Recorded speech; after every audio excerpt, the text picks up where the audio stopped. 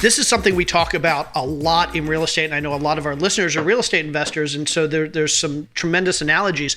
We often talk about in real estate, as the markets are increasing, we don't need to have as much of a focus on fundamentals. The market's going to save us from our mistakes. It's going to save us from bad decisions. But then when the market starts to soften and real estate starts to soften and values start to drop, that's when fundamentals become super important. And those who are familiar with the fundamentals, those who follow the fundamentals and do things intelligently survive, whereas those who have basically been propped up by a rising market get crushed. And secondarily, I've been saying, and because I do a lot of interviews on real estate, my big refrain these days is look at what happened in different markets in 2008, because history is the best predictor of the future. Yes, the data is out there. It's easy to find. Exactly. It's not complicated. Here's the other thing that happens, and I'm sure you've seen this. In every market, almost in every year, there's some hotshot that thinks they know better than the last 300 years of data. They figured out some brand new trick on some brand new thing that's just going to, you fundamental guys, crazy. You're missing all of this money. And in good markets, they look great. Think about all the people who were Bitcoin hedge funds folks until Bitcoin started going down, and then, you didn't hear them shouting as loud on Facebook.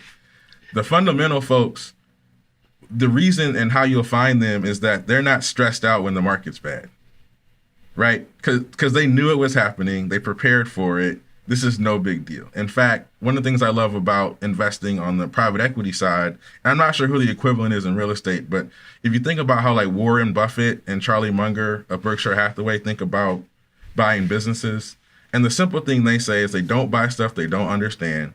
They always buy stuff that is very, very, very good to the customer. They bring strong brands.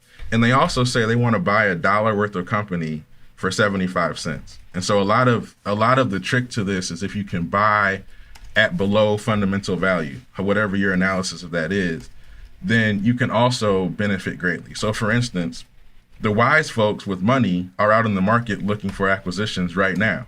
As crazy as all this stuff is, as volatile as the market is, the people who buy stuff in 2020 and 2021 will look like geniuses in 2025. I love that. And your earlier comment made me think about the thing that I laugh at most when I hear it in both business and real estate. This time is different.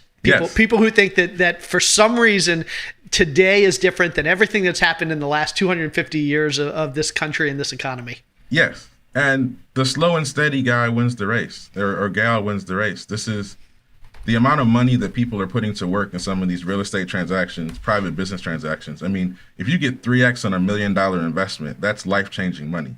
If you get 3x on a $10 million investment, that's life-changing money. And one of the things that's really cool about business acquisition that's harder to do in real estate is the returns can be higher in a private equity transaction on average than they would be in real estate. Like a 10 to 15, 8 to 15, even 20% return in a real estate transaction is like home run, right? A lot of times in business acquisitions, you can see 50%, 75%, 2x, right? Now, the risk is different, but I would be remiss if I didn't mention so is the reward.